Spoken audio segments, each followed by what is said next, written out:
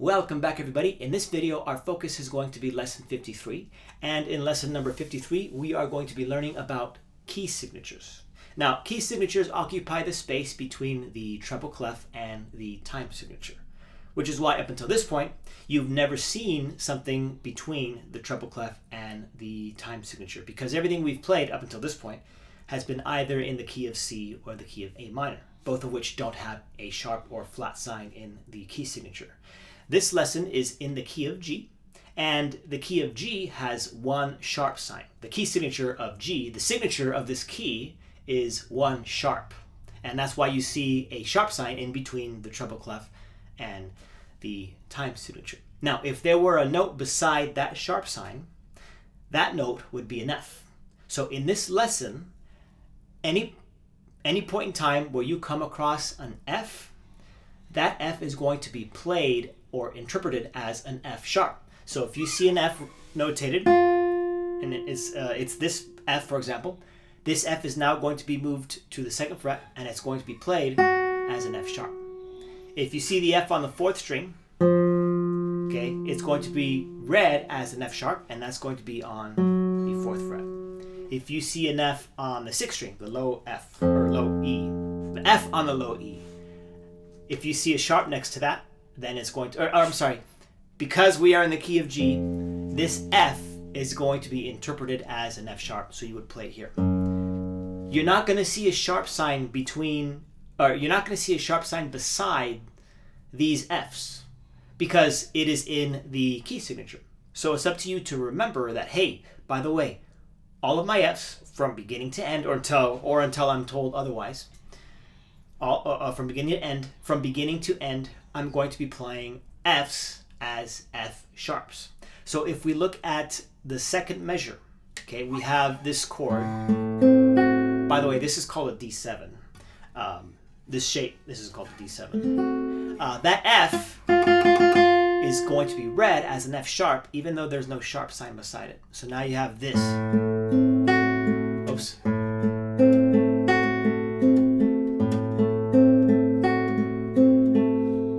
Going to be where you play that F. Luckily for us, in lesson 53, the only F you're going to come across is the F on the first string. So anytime we see this F, we're going to have to play it as an F sharp, second fret. Oops. All right.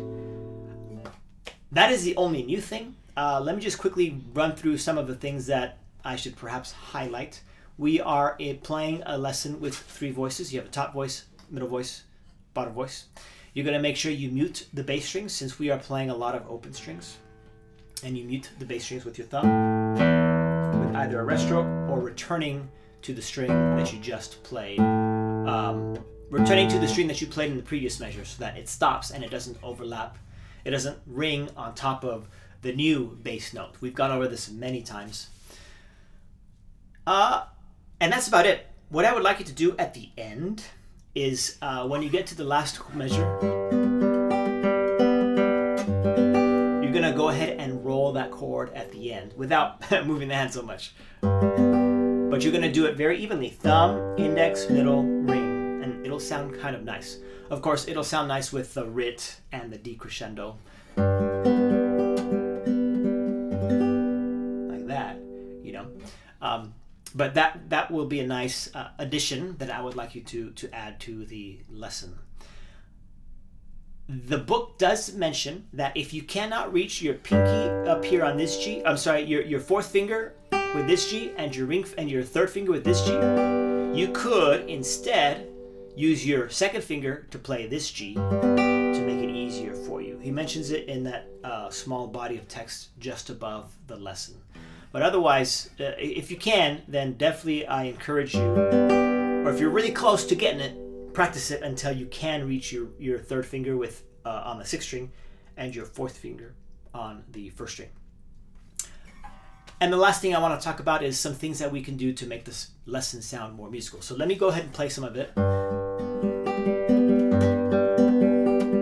So even right there, I did kind of make a small flub there. In the beginning, I started at a slower tempo and gradually arrived at the tempo of the lesson, whatever tempo I've established for myself.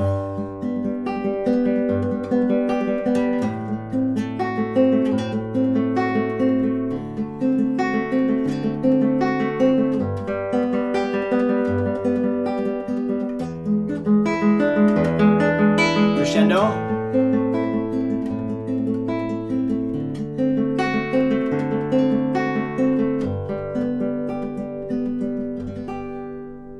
All right, I did a couple of things. I would slow down at, obviously, well, not slow down, I keep saying that. I would start at a slower tempo and gradually arrive at the tempo that I've established for myself. I did it a few times. I did it on measure 6. Measure 6 specifically because that is a resolution. Measure 5, we have an accidental. See, this G sharp is not a part of the key signature, so that's a new note. So I'm going to accent that because there's harmonic movement there. And then I resolve. Nice, and it just feels nice. I've arrived. I could just kind of take my time just a little bit. Measure with an F sharp, and then again I'm resolving. I've arrived at the first chord that I started on. And there you have your lesson. So the big takeaway here is going to be your key signature. Always occupying the space between the treble clef and the time signature. All right. I will see all of you in lesson 54.